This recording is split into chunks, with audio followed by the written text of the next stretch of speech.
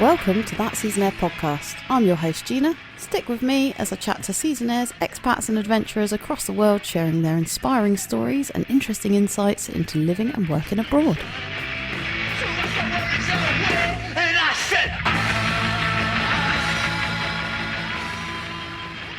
On today's show, I catch up with nanny turned nomad, the one and only Kate Kelly. I remember being in a room in my friend's apartment, and Tom was there and a couple of other friends, and I was bawling my eyes out, like, where do I need, whatever. And he said to me, take control of your life. It was something that switched in my brain. I was like, you know what? Yeah, I will take control. I will take control of the situation. I will not let someone else dictate my future anymore. And since then, I've been smashing at my goals. Yes, that to me is like the best piece of advice I could have ever received. Kate runs us through her journey from her first experiences leaving Australia to teach in London to nannying in her now second home of Zell in Austria. Stay tuned as Kate shares her positive pandemic experience. We hear how Kate found her place within the team at Ridestore, and stick with us right to the end of the show as Kate reminds us all that there's more to mountain life than snow sports. And without further ado, here's the show. Kate, welcome to the show. How are you doing? I'm doing good. Thanks for having me. It's a pleasure. So we know each other just from, how do we know each other? I don't know, just from Dope Snow. Yeah, basically, through a mutual friend, I guess. Yeah, and you came here during snow bombing last year. Yeah, but I don't really remember meeting you though. I think I met so many people there that when I re-met you a couple of weeks ago, I was like, that's who you are. That's Gina, that girl, yeah. That's me. And then we became best friends. Oh my gosh, that moment. I remember that moment on the mountains. And it was like, we just become best friends. Yep. The proper Step Brothers moment. Yeah. Class. Right. So anyway, tell us a little bit about yourself. Where are you originally from and what's your current situation? So if you haven't, heard from my accent, if I still have one, I'm from Australia. Lived in Melbourne, I grew up there. And I'm currently living in Austria for the past 5 years. So a big difference there, I guess. When did you first kind of decide you were going to live and work abroad? Basically, as soon as I finished high school, I was like, I want to get out of here, live abroad. And the only way I thought I could do that was through teaching. Mm-hmm. And so I ended up getting my teaching degree and I moved over to London. Which was probably one of the worst experiences of my life. Oh, really? Yeah, it just didn't go to plan. And it was just one of those experiences where I learned a lot, and then I ended up having to come back home. Then I was at home and found that I needed to go back overseas. I ended up looking online for a job that would be able for me to do that. And I found a job for a nanny in Austria and applied for it 5 years later. And yeah. So where about in Austria are you? I'm in a town called Zell. It's probably like an hour away from Salzburg. How did you manage to do that? Because you are from Australia, so it's a bit different to people within Europe. How did you manage to do that? So I have a British passport because my dad was born in the UK, so I was able to get that. Mm-hmm. That was my visa for working in Austria. And then obviously Brexit happened, and then I was able to apply for my 5-year residency card. And now I can live and work in Austria for as long as I want, basically. Nice. And what was the idea? Were you planning to stay this long? Definitely not. It was meant to just be a 1-year contract. Mm-hmm. And then pretty much every time we had a sit down with the family, I was like, yeah, I'll stay another year. And then it happened again. I'll stay another year. And it just kept going on from there. So 5 years has gone past and haven't looked back.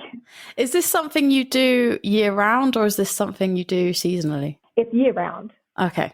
So technically not so much a seasonaire. Not so much. More of a travel nomad type situation. Yeah, not so much a seasonaire. I cannot just leave whenever I want, I guess. But I live in a very seasonal town, so people come and go constantly. Yeah. Do you use the qualification that you got, or is it just a totally different thing that you do? It definitely helped me to get the job because of my teaching background and obviously the family that I work for. worked for now wanted someone to teach their kid English. And I guess with a teaching degree, you can teach any subject. Mm-hmm. So I think that helped. But at the moment and throughout the past 5 years, not really. I didn't really use it. Did you just go there because you got that job there? It wasn't something like you've never gone, oh, I really want to work in Zell am Zee. No, it was out of the blue. I didn't even know Zell am Zee existed. I had to Google where this place was, and I did. And I was like, all right, so this is where I'm going. Oh, interesting. So I went in completely blind. I didn't even know that Austrians speak German. I was like, yeah, they speak Austrian. And then my friend was like, no, they speak German. I was like, okay. And how has it been living over here? What have you enjoyed? Oh my gosh, where do I even start? I think the people definitely make it worthwhile being here. And also just the experiences and the opportunities I've been given. I live like in the mountains, next to a lake. I've done all the activities that you think of that I never would have been able to do back home. And it feels like every day is a holiday pretty much. So as we discovered from my weekend in Zell the other day, you're not so much on the winter season. You're more of a summer season. You're not into skiing or snowboarding. Is that right?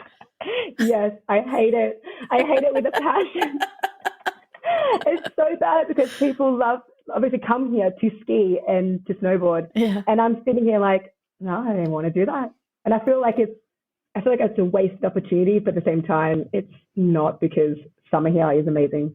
And that's what I live for. So what kind of things do you get up to in the summer? I like to climb mountains, hike them, paddleboard, running.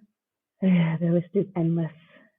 sunbaking or sunbathing, whatever you guys call it. We call it baking. You call it sunbaking? Yeah, because you're crisping in the sun. Like burning. Like baking a chicken. Like cooking yourself up. Yeah, yeah, pretty much, yeah. So it was kind of always a plan for you to go and live and work abroad. Yeah, I've always had this idea of living abroad. I don't really know where that came from. I think I love where I live back home, and I love my friends and my family. I just felt like I didn't really belong. And that's such a weird thing to feel when you're so young. I just felt like there was just something calling me to live abroad overseas and new opportunities and to explore the world. And at 18 or 17, when you're asked, what do you want to do with your life? I mean, at the time I had no idea. Yeah. I didn't even know what I wanted to have for breakfast that day, like you're a teenager. And the only reason I really got into teaching or had this idea of being a teacher was because I had this history teacher in high school, and they were from England.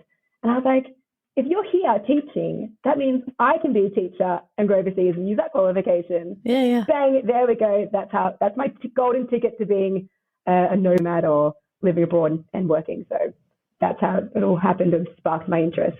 So yeah, you went and did that in London, and it wasn't really what you wanted to do. How long were you in London for? 1 year. Did you get a job actually teaching there? Yeah, I found a agency that allowed me to be a substitute teacher in schools. And so I had all that set up before I left and got over there. I was living at the time with my sister in a 1-bedroom room. Oh, wow. Sleeping on the floor, because that's what you can only really get when you move to London. So we were in a share house, and pretty much every morning I would roll up my little sleeping bag and then head off to work, come back, and the nighttime unroll it and go to bed. Oh my goodness. Yeah, but we made it work. Yeah, and I guess it was kind of good experience to kind of go ahead and decide what you do and don't want to do.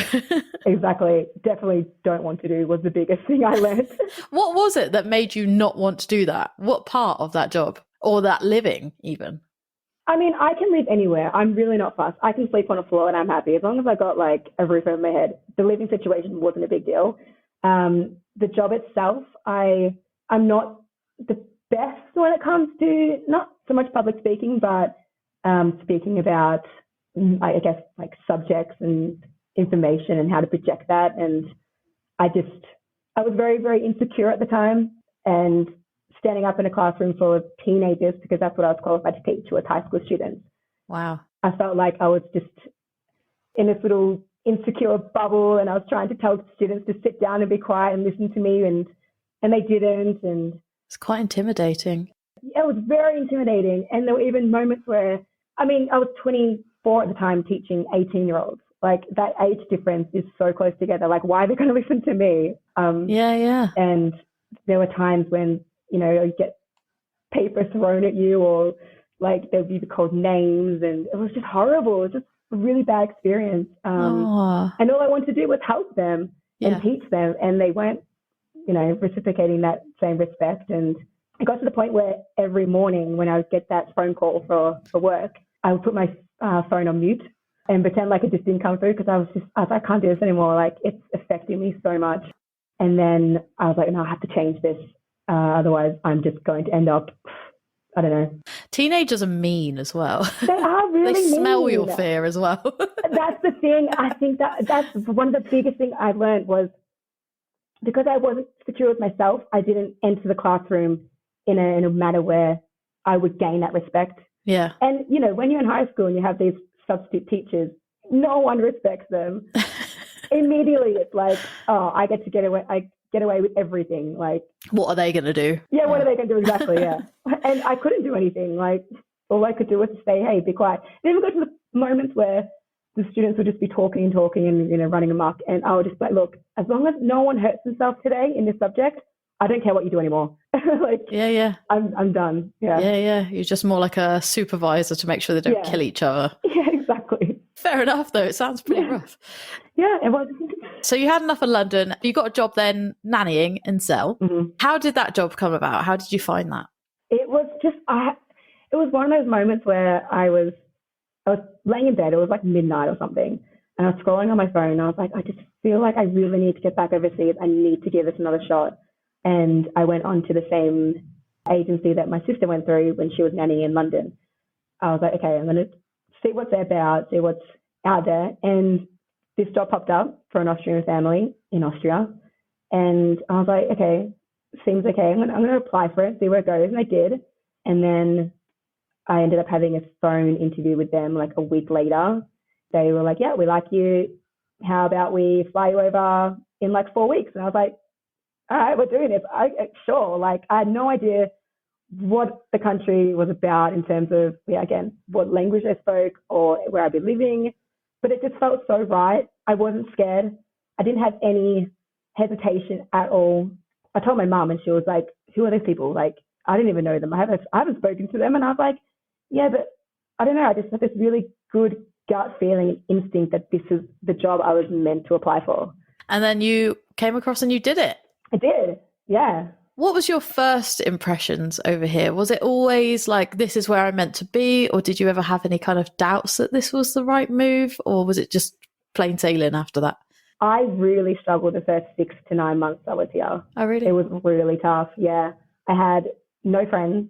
I was very, very homesick. There even came a point where I think it was about 6 months in and I called my sister and I was like, I don't know how I'm going to get out of this. Maybe I can pretend like there's a family emergency. And she reassured me that, you know what, you just need to stick it out. You have a year contract. You're halfway through. And I was like, okay, yeah, no, I need to keep going. I didn't so much embrace that, but I then ended up meeting a person or a friend of the family, and she introduced me to some people. That was when it all changed, and I ended up finding my network of friends. I think that was a really big changing moment to how I spent my time and enjoyed my life here. Before you had gone out to work in Zell, did you know that there was like this culture of people who come to towns and work seasonally? Is that something you were aware of? Because I'm guessing now a lot of your friends are people that now come and go. Yeah, I didn't know seasonal life existed. I didn't even know it was a thing. Really? No, I didn't. Because we don't really get seasons in Australia. We get one miserable, rainy weather, and then it gets to summer, and then that's it. Like, we don't have that big change of winter, snowing, and then summer. So, yeah, when I came here, I didn't know that people would come and go constantly, and the people that I would meet would be in and out of my life all the time. When I first moved here, I was introduced to a few people, and then, of course, with the seasonal life, people coming and going, they all left. Yeah. And then I was left to my own devices, and I didn't know that they would be coming back. Then the person who introduced me to more people were actually the people who I met when I first came here. And I was like, were you here the whole time? And they were like, no, well, we just come and go. That's just what happens. And I was like, well, okay, I didn't know that. But I remember meeting you like six months ago, and now we're back to where we started. And it was one of those moments again where I was like, okay, these people are back. I need to find a group of friends to get me through, and I need to push myself to go out of the house and to socialize. And I did. And now I have an amazing network of friends. Fantastic. Yeah. So you've been doing the nannying for quite some time now, 5 years. Mm-hmm. And you don't do the skiing or snowboarding. Yeah. I did try. I tried, okay. Tell us about that experience. When did you try? So you didn't ski before you came, you didn't ski or snowboard at all before you came to Austria? Nothing. We don't get the snow in Melbourne. When was the point that you went, right, I'm going to try this, and how did that go, and what is it that put you off forever? Hey, forever is a strong word. I wouldn't say forever, but just for now. When winter came, the family that I worked for, they ski, and they were like, oh, you're going to try and, give skiing a go. And I was like, well, yeah, I'm here. And I tried. I ended up getting some lessons from an instructor, which worked out really well. That was actually really good. First time skiing, hired someone, would recommend, please do. It was good. I ended up getting down fine from the mountain on blue runs, red runs, and it was all smooth sailing. And that was skiing on my own, which was nice. I had no pressure of like being around people and like judging me and, telling me to hurry up and stuff. And then as I met more people, more friends, majority of them were ski instructors. And that was like that was their work. So when I went skiing with them, they would all blast us down the mountain, and I felt like I was holding people back. It just wasn't a nice experience because I never want to hold anyone back. As much as it was like, oh no, we're going to have a fun day out, we'll just take it easy. It never was. Yeah. Because if it's your profession, you can do it so well. That's all they want to do is just go up and down and shred the slopes, as they say. And then Corona hit and the mountains were like absolutely empty, which would have been the perfect time to then get back into skiing and enjoy it. But I just had this big mental blockage. Really? Yeah, it was like I would get up there, put my skis on, start heading down, and I would stop and I would freeze for moments on end. And I was like, I can't do this anymore. But then my legs would start shaking and people were like, come on, you can do it. And I was like, I can't move. Like that feeling of not being able to move when your brain's telling you to go. Yeah. It was so hard to get out of that. And that would happen every time I'd be on the mountain. I've had that before actually when trying to ride powder. I think it's just from like a bad experience or something, and then you're kind of like having a panic attack. But it is like that, yeah. And no matter what you do, you just can't get out of it. And there were times where I would be like, okay, no, I've got to do it because I have to get down. No one's going to come to save me. Like I have to do it myself. And I tried, and I would maybe get like, a few hundred meters down, then it would happen again, and then I'd get to the bottom and I'd be like, no, I'm done. I'm done. Like, try again another time.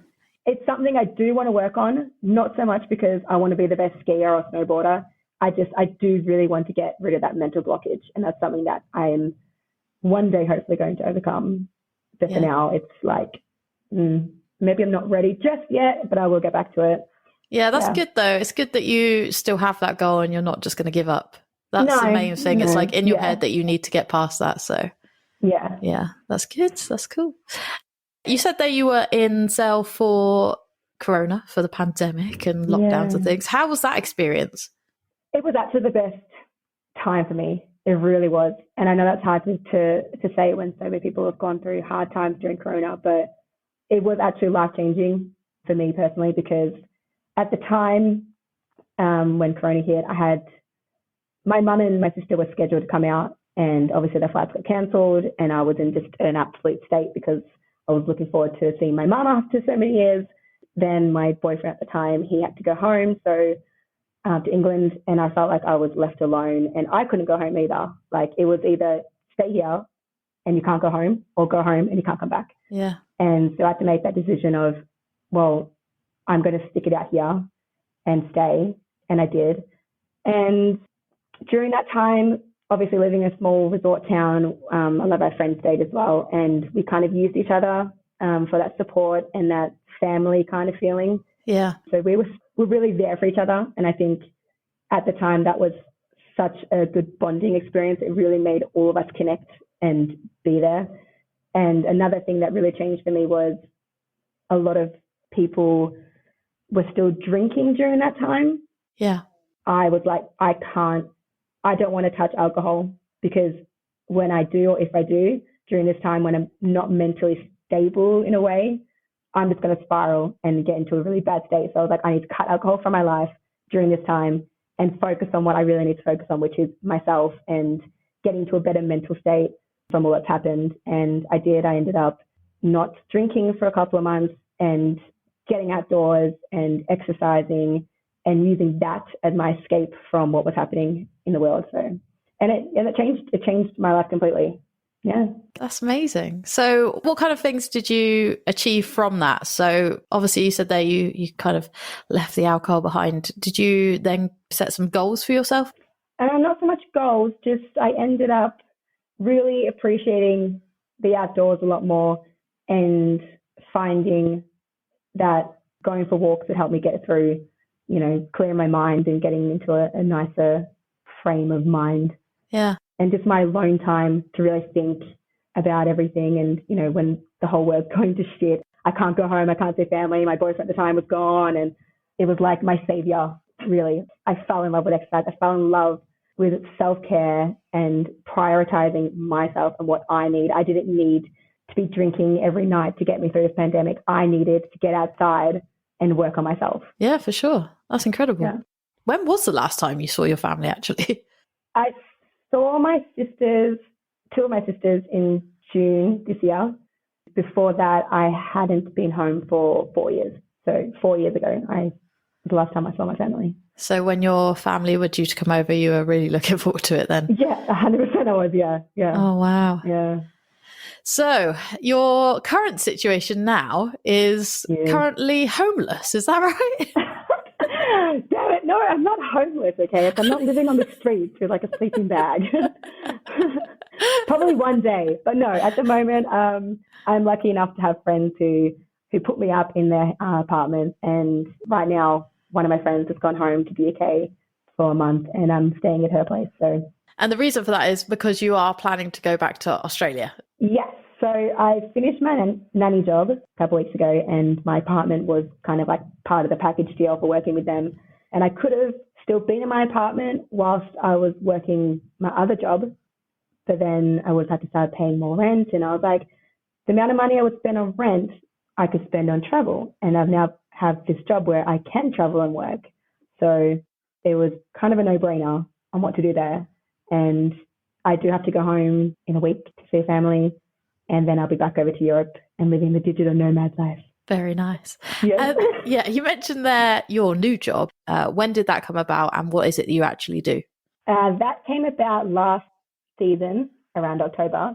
Wasn't even looking for a new job. Oh, well, I was still working as nanny, but I had a lot of free time because I only worked like 17 hours a week, and I like to keep busy. And my friend sent me a link for a job at Ridestore. I applied for the job and I got it, obviously. And that lasted for a season. So that finished in March. And then I was signed on for another season, and I'm working that now. So this is now my main job for the winter time. And what is it you actually do? I think customer service. So it's for an online ski snow brand company for Dope and Montec, and any customer that needs help with finding jackets or pants or sizing or has any questions about a product, I am the go-to man. Ask away and I will answer your questions. Nice.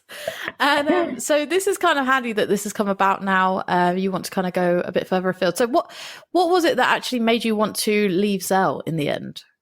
It was kind of one of those things where every year, whilst I said I would take on another year, there was a little bit of hesitation towards the end, probably around my third or fourth year, where I felt like I get itchy feet quite easily. And it was like one of those things where I felt like I needed to kind of move on, but I still wasn't really finished with what I wanted to achieve here. It just felt right. I don't know how to quite word this properly. Uh-huh.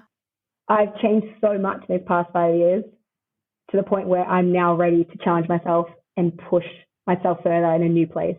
As much as I absolutely love Zell, like it is paradise, I'm not challenging myself or growing anymore. I feel like I'm shrinking into this place. Yeah. And I don't want that to happen. I want to go off and try new experiences and meet new people and push myself to become a new person, a new version of myself. Yeah, for sure. So that's what I'm looking forward to.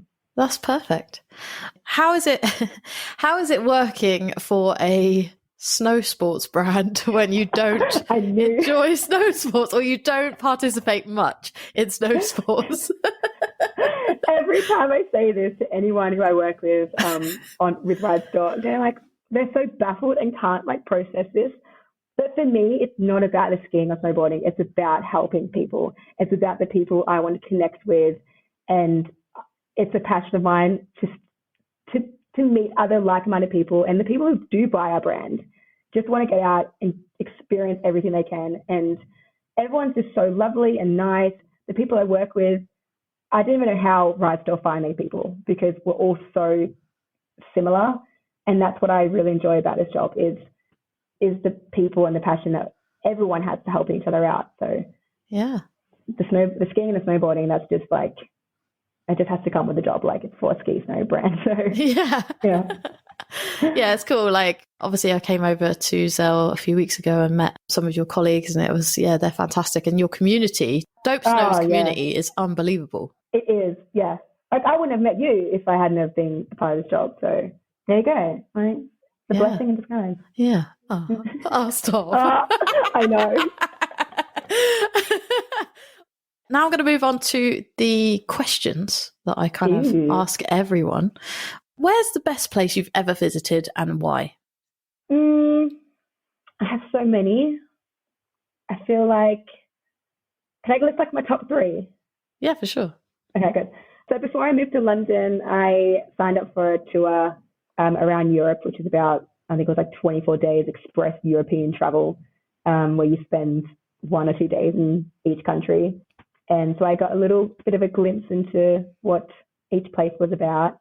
Started off in London, and then you do like a big tour, and then you end up back in London. That was like my first introduction to the whole traveling lifestyle and, meeting new people and culture and stuff like that. And then whilst I was in London, my sister and I, we went to Iceland, and that was one of those moments where like it changed my perception of what travel should be. Really? Because when you go around Europe and you see all the typical sites like the Eiffel Tower or the Leaning Tower of Pisa or the Colosseum, it's good, and I like to know about the history and everything. But when you go to a place where it's just nature, that was like, this is what traveling and seeing the world is about. Like, it's nice to finally see, like I said, the Eiffel Tower from what you see on movies and everything. But then when you actually go to a country where it's just glaciers or the Northern Lights or the Golden Circle, where this big like skyrocketed water thing comes out of the ground, like that to me changed my travel goals. Like I want to see more of that rather than buildings, I guess. So Iceland for sure, 100% recommend. I also went to Morocco, again with my sister. That was, again, one of those, like, to see the Sahara Desert and ride a camel, like that triumph any experience than seeing the typical, like, eating a pizza in Italy kind of thing. Like, I'd rather the experiences more than that. Yeah, so Morocco. There's another place I feel like, I did Lapland. Oh, cool. And so it was Finland, Sweden, and Norway. And again, it was experiences. I ended up like dog sledging in Finland and ice fishing and ice climbing. Again, it's the experiences for travel that make it worthwhile than just seeing a building for me. This is an interesting one because you've said on your travels you like Lapland and Iceland, but from what you've been doing in Zell, what do you prefer, winter seasons or summer seasons? I think I think travel-wise, probably winter because I'm only there for like a week or two at a time. And there's so much more to experience when it comes to winter traveling. And it's like kind of magical as well. Like I end up getting to visit Santa's workshop in Finland, like Cool. and get to like feed some reindeer. Whereas living wise, summer, hands down. Yeah. So in your opinion, what's the best thing about living and working abroad? Oh, this is going to sound so corny, but I don't care. I think the best thing about living abroad and working abroad is the change that happens within yourself. Like, I think you don't come home the same person as when you left. And it just brings such a smile to my face because the person I was when I left home is completely different to who I am now. And I have so much like thanks for this experience of living abroad and working abroad because it's changed me. And I think a lot of people need to go through some sort of like challenges and hardships when it comes to moving abroad and living abroad. How were you different before to what you are now? I was a very insecure person. I didn't like who I was. I didn't like the way I looked. I didn't socialize much because of the way I felt about myself, and it really held me back in so many situations. Again, I think that was one of the biggest reasons why I enjoyed London, because I didn't push myself to meet people or to go out, and I didn't have any trust in myself. And now, over the past 5 years, it was again since probably Corona where I really needed to knuckle down and work on myself and change my negativity into positivity and turn a bad situation into something good. And that just sparked something in me that just was like, work on yourself, and it changed my perception of everything. And now I am so much more open and welcoming to anyone I meet. I love meeting new people now. Like, it is a passion. And I love who I am. I love everything about me now. Like, That's fantastic. Yeah, it's such a liberating feeling to be like, nothing is holding me back, not even myself anymore. And it's so nice. Yeah. It sounds so corny, but like I'm so passionate about it because no one should ever feel like they are not good enough, or no one should ever feel like, so insecure within themselves. And yeah, that's it. Yeah, no, that's perfect. It's a great answer. Like, I can tell from speaking to you, from the smile on your face, from the energy, like that you have had a great experience, and it has changed you and for the better. So yeah. Yeah. Can you tell us about a challenge or difficulty you faced during your journey, and what did you learn from it? There's actually like a couple probably. So one of the biggest challenges was, again, making friends and finding my group of people that really made it worthwhile staying here. When you don't have a family living overseas, you need to find your family, and that was really tough at the start. Obviously, like I said, it took a while, but when I finally found my people, it changed my whole experience being here. And again, another challenge would be just missing family, but it wasn't so hard. Nowadays with technology, like, you can just be on Facebook and call your family, and within a second you're talking to them. Yeah, I think the biggest challenge was finding my people and not being alone. I guess it's probably a bit it was probably a bit difficult with your mindset at the time as well, kind of not having that confidence at that point. Yeah. What's one thing you wish you had known before going on your travels? Probably that the people you meet are not going to be in your life forever.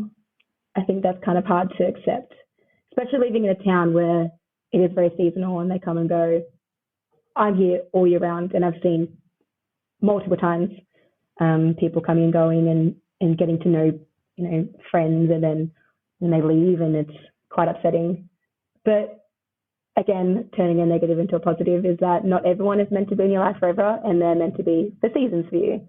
And each person can teach you something different about yourself, or an experience, or it's kind of like is that serendipitous? Is that the right thing? Like a happy coincidence that they're in your life, but then they have to leave.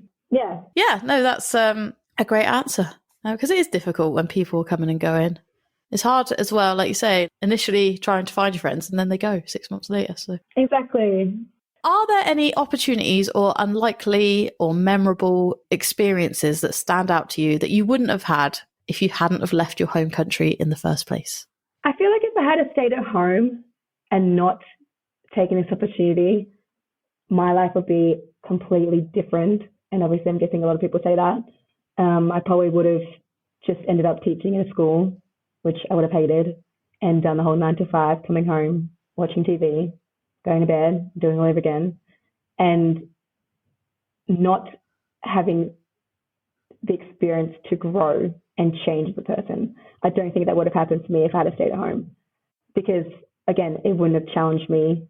I wouldn't have been thrown into the deep end and pushed myself and learned so much about myself that ultimately changed everything for me. I didn't even know climbing was a thing, and now I absolutely love it. Yeah. I hated any exercise. I hated running. I just ran half a marathon a few months ago. Wow. Yeah. I mean, I found out I didn't like skiing, but hey, that's fine. And also, it's the people, I think, as well. Like, when you travel and live abroad, you meet so many different people. And I always like to see it as a thing of everyone you meet teaches you something. And that's what people in this town have done for me. They've helped me to learn so much about myself. I'm all for creating a community of like-minded people, and that's exactly what's happened. And we all help each other, and we push each other and be there for each other. And once you're thrown into a country where you have no family, you're forced to make, again, a family of your own. And that's wouldn't have happened if I stayed at home. Awesome. And throughout your travels, where feels most like home to you? Yeah. Yeah? Yeah. Yeah, mainly because I haven't left for 4 years, but it's just, I don't know, there's something so comforting and secure and safe about being here. Not only do I have my friends, but I have the family that I work for, and I know they're always going to be there for me, which is kind of a curse in a way because it is a bit too safe, and that's one of the reasons why I want to leave. Yeah. Everything's becoming a bit mundane, and which is really awful to say, because if anyone who comes here, they're like, whoa, it's like a fairy tale, like the mountains and a lake and just this whole lifestyle. But for me, it's too well secure. It's too safe now, and I want to now get away from that and challenge myself. Yeah, for sure. Since you've been away, what is the thing that you've missed most about your home country? You are allowed to say food. I get that a lot. Yeah, no, like I do miss the food because Austrian food is actually dog shit. But controversial. My Austrian audience aren't going to be happy, Kate. No, okay. Okay, it's not dog shit. It's just more. No, I don't miss the food that much. I think when people say they miss the food, I think they miss the experience and what the food actually symbolizes. Like having a meat pie or sausage roll from back home, you feel warm and happy inside because it reminds you of home. Like, but it's not actually the food itself. Like, I'm not craving a sausage roll every day. Uh-huh. I think what I miss most about home, it is so bad that I'm hesitating about that. And this could be a really clear-cut answer. Obviously, I miss my family. That's a big one. You have to say that. I have to say that. I kind of miss the Aussie humour. I miss cracking jokes and that really dark, like sadistic humour where like you just wouldn't get that from anyone else. But then again, I've met a lot of people who get that humour now. So like you, I'm going to say the beach. I miss the beach. There you go. Okay, all right. Do you get many Aussies in Zell? No, there's only 2 other Aussies I know. Oh, really? Yeah. Get a few of them over here in my often. It's good. And do you get along with them?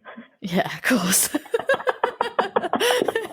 I think the Aussie humour isn't too far away from the British humour, to be honest. No, a lot of Austrians get line. it as well. There's a certain amount of Austrians that do get the kind of British, Aussie, the weird dark humour that we have. Yeah.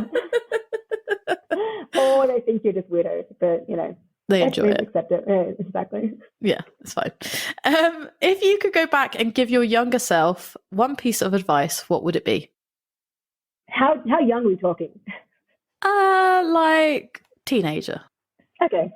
I would say to love yourself. Yeah. Yeah. I don't know how much editing out of this. I hope it's this part. But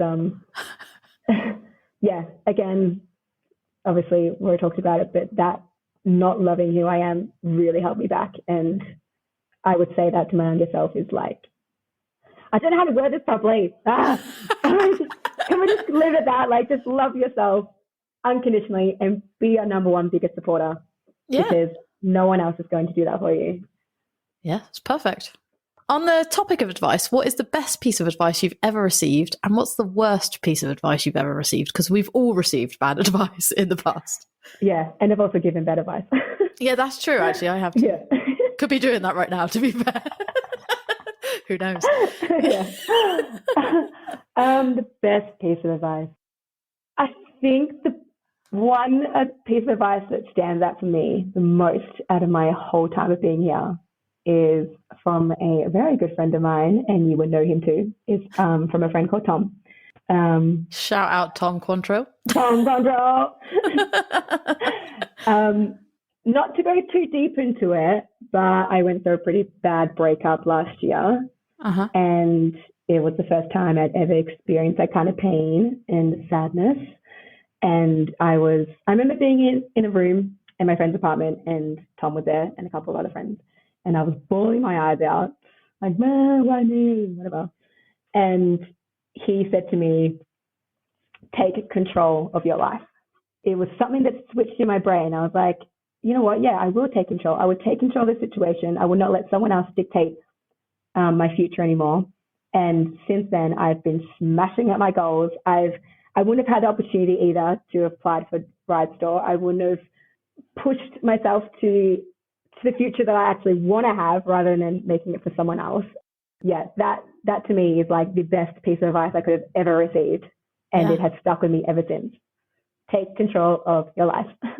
Do you know what? I needed to hear that today as well, because I've been sat in my house. Yeah, all morning I've been sat in my house speaking to my boyfriend saying, I don't know why I'm making a podcast anymore. Like, I don't think this is worth it anymore. Like, you know, is it ever going to go anywhere? And you kind of have those doubts sometimes. Yeah. And actually, you're right. I just need to keep going and pushing forward and, taking control. Take control. Yes. Thank you, Kate. I needed that. You're welcome. Right. And you are the master of your future. Yes, I am the master of my future. I'm the master of this point. It's going to happen. Right. Okay. And the worst piece of advice you've ever received? I don't really think I've received this like personally, but I hate when people say you can't have everything, because you can have everything. You're just not going to have everything all at once. You want to be rich and famous or have the boyfriend or girlfriend or the career. You can have all those things, but you just can't have them all at one time. So for me, like the travel aspect and the working and, you know, having potentially maybe a partner in the future, I don't know. Like right now, I'm going to achieve one of those things, which is the travel and my career and what I'm working on, which is, again, the company. And everything else will come later. So you can have everything, just not all at once. 100%. Love it.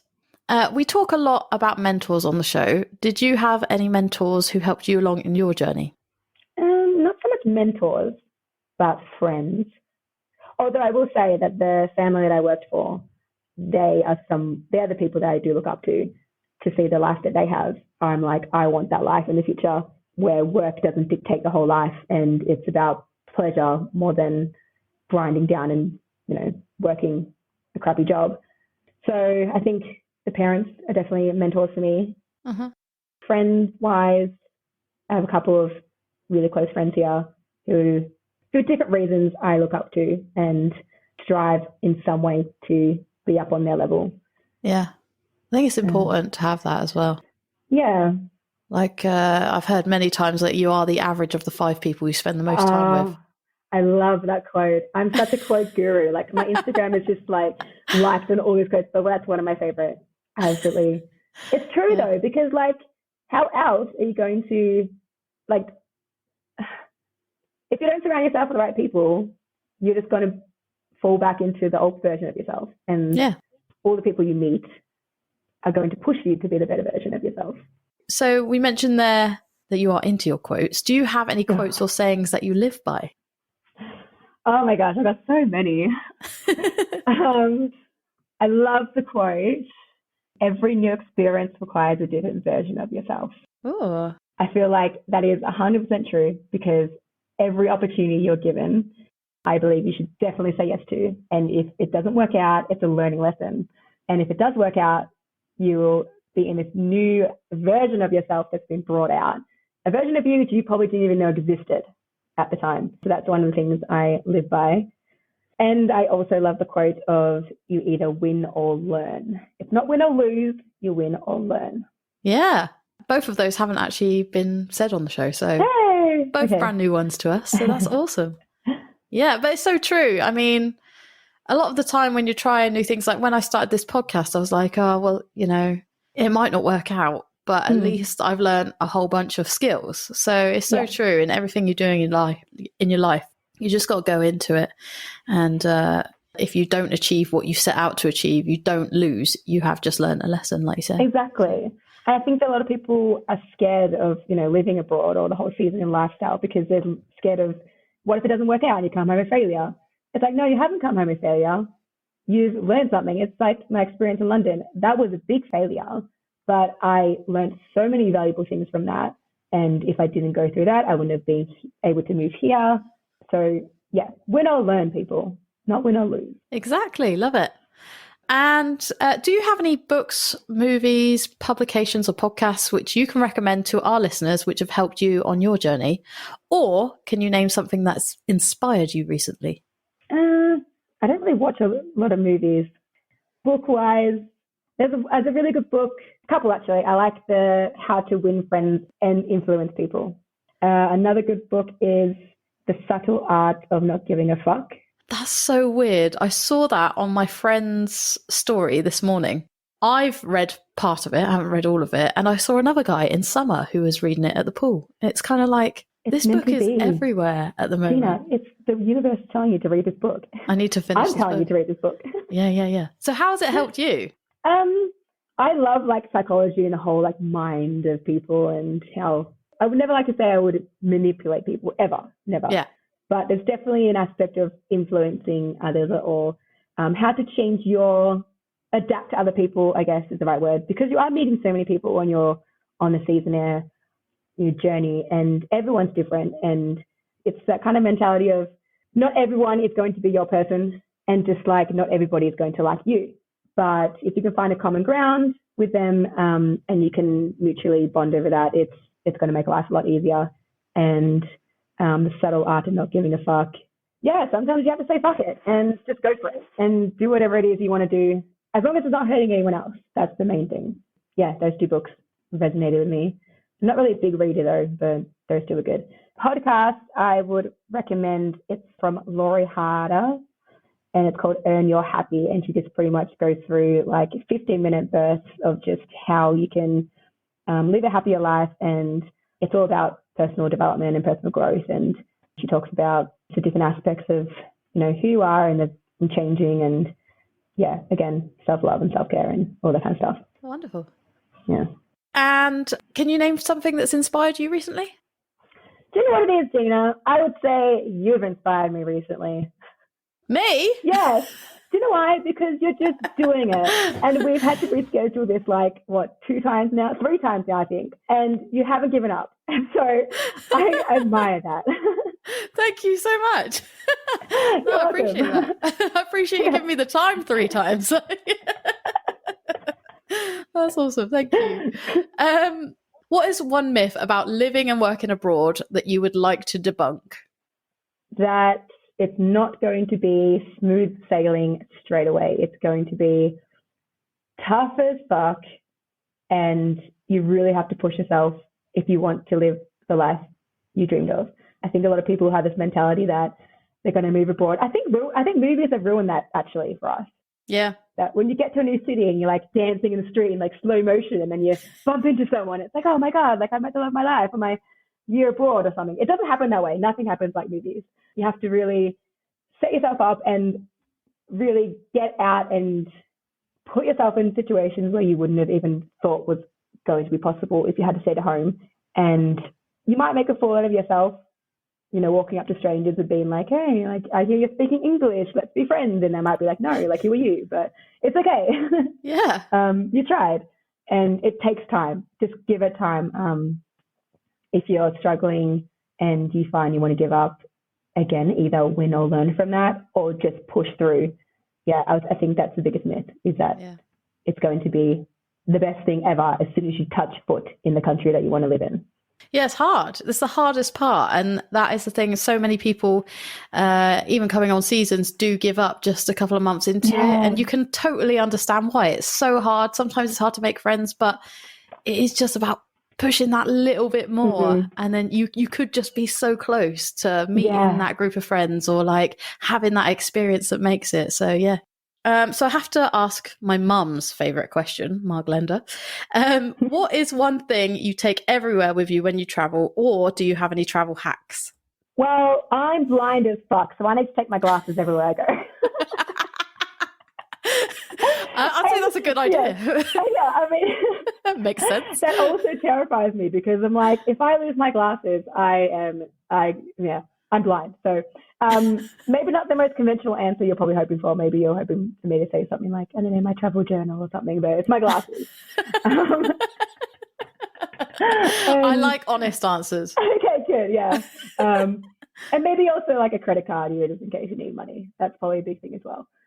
And what was the other part of that? Travel hacks. Always carry light. There's nothing worse than lugging around a big suitcase on trains or planes, and you're faffing about. Just a little backpack will do. You don't need everything. I think that's also another thing that I've learned about moving apartments and being, little quotation marks, homeless, is that I've packed my whole life away in a big suitcase. I don't say huge, but like I have definitely downgraded. And it's made me realize that you don't need a lot of things. Yeah, good. Travel light. Because you think, oh, yeah, I'm allowed this amount on the plane, for example, if you're allowed 20 kg or whatever on a plane. But you don't think about the actual journey to the plane. Like, if you have got no one ever does. Yeah, if you've got to go across like trains and things like that, or public transport in general, it is a nightmare, especially when you've got a board bag and a suitcase. Obviously, you don't have that problem, Kate. Thanks, Gina. That's a slap in the face. But yeah, no, it is true. It's true. Like, you do have to travel light. Indeed. So, if you were in my shoes, what's one question you would have asked that I didn't? What is the biggest change you've seen in yourself since moving abroad? I'm asking you because I want to know. Okay. The biggest change.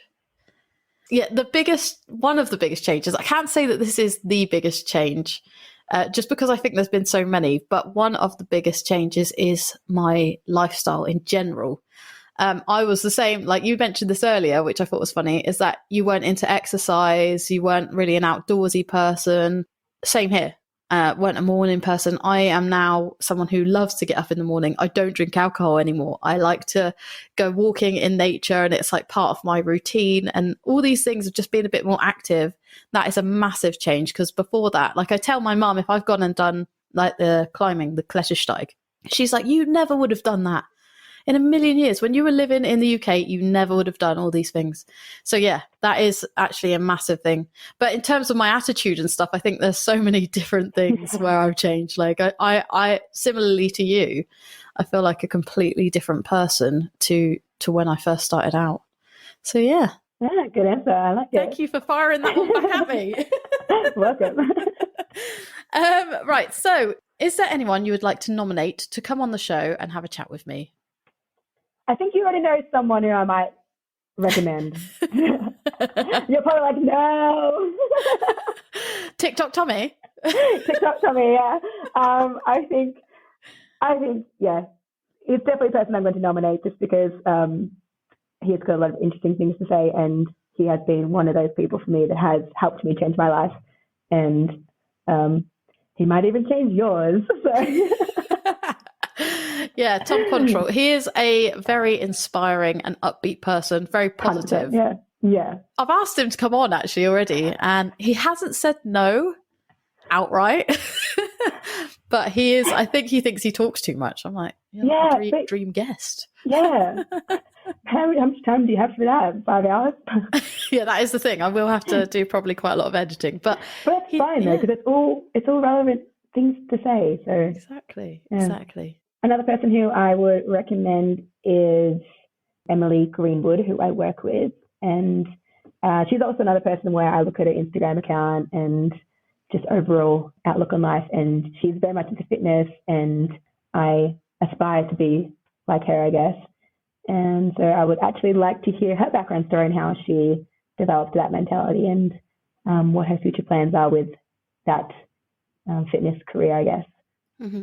She's been living a van life for like the past 3 years. And yeah, she works with Ridestore as well. So, Kate, where are you headed next? So you said you're finishing up in Zell, and then you're going to head back to Australia for a bit. What's after that? The plan right now, and I hope it all goes to plan, is to head over to Spain and Portugal and the Canary Islands. There's some people who I work with at the moment who are going to be there.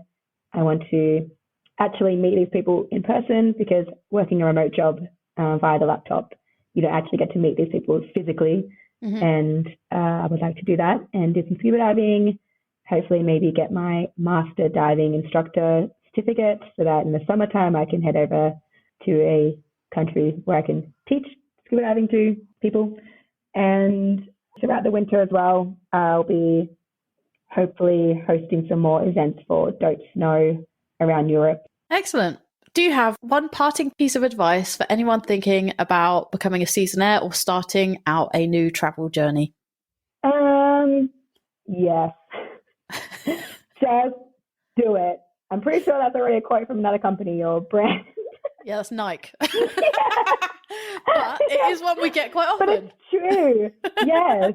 And just do it. Like, nothing bad can happen from just going out there and doing it. Like, if you're scared, that's good. It's a good feeling to be scared, because it means something great is going to come. If you're not scared, then maybe it's not the right thing for you, or just do it. Absolutely. Kate, thank you so much for coming on the show today. It's been a pleasure to catch up, and good luck with all your travels in the future. Maybe we'll get you back on sometime soon and see what you've been up to. Great, I would love that. Thank you very much. Welcome. So good to catch up before Kate went on her travels. Thank you so much again to the wonderful Kate Kelly for coming on the show today. Don't forget to head over and give us a follow on Instagram at That Seasonaire Podcast. And if this is the first time you stumbled upon the show and you like what you hear, then why not head back for our previous episodes, as there's plenty more where this came from. As always, thanks to Mike at Mike's Sports Bar for the studio space, thanks to Mondo Wave for the music, and thanks to you guys for tuning in. See you all again next time.